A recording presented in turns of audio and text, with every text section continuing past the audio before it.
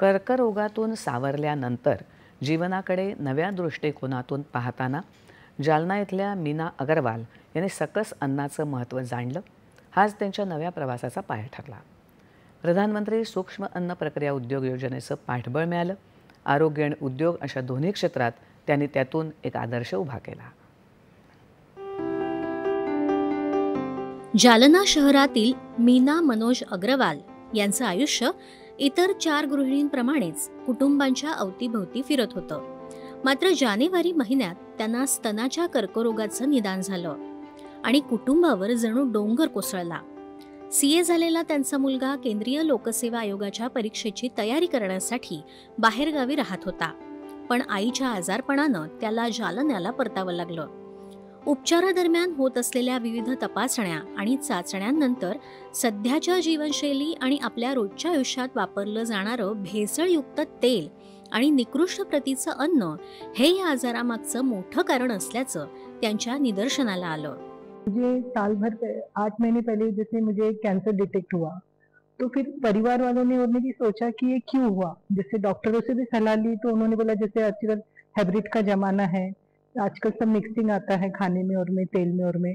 तो फिर परिवार वालों ने ये सोचा कि भाई अपने पे ये प्रॉब्लम आया है ये और किसी पे न आए और उससे थोड़ा सा दूसरे लोगों को भी अवेयरनेस आए, इसलिए हमने थोड़ा सा बिजनेस को इसमें अपने ऑयल वगैरह का हमने इंक्लूडिंग किया। तो मैं धन्यवाद करूंगी प्रधानमंत्री जी का कि उन्होंने इस टाइप की योजना करा के जो लोग कुछ कर सकते हैं लेकिन उनके पास में करने के लिए फाइनेंस नहीं है तो उनको ये बहुत बड़ा सपोर्ट मिलता है।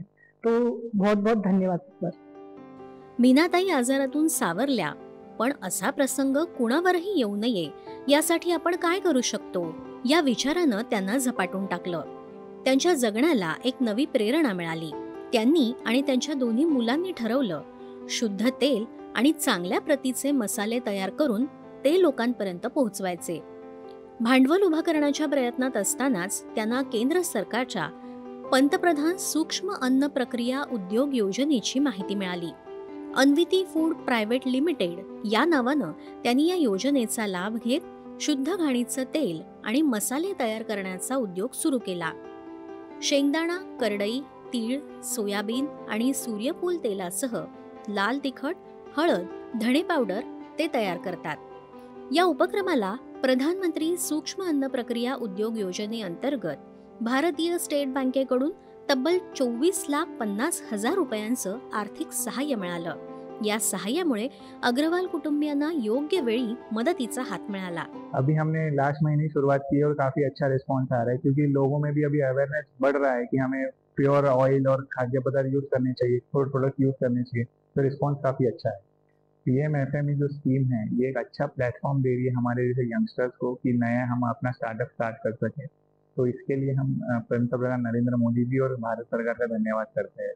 और मैं हमारे यंगस्टर से यही कहूँगा कि आप खुद भी अपना फूड इंडस्ट्री में योगदान कर सकते हैं जिससे हमें देशवासियों को अच्छा और प्योर खाना दे सके। आज अन्विती फूड प्रायव्हेट लिमिटेड हे नाव जालन्यात शुद्धतेचं प्रतीक बनलं आहे आणि मीना अग्रवाल केवळ उद्योजिकाच नाही तर प्रेरणादायी व्यक्तिमत्व म्हणून ओळखल्या जाऊ लागल्या आहेत। दूरदर्शन बातम्यांसाठी अनंत साळी, जालना।